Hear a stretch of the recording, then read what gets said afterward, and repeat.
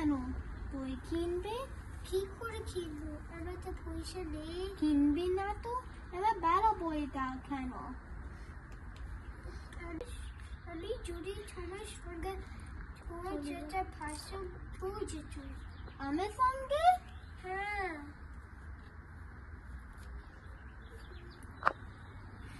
তো ইউলা তোমার বাড়ি কোথায়? আমি গ্রাম থেকে আসি।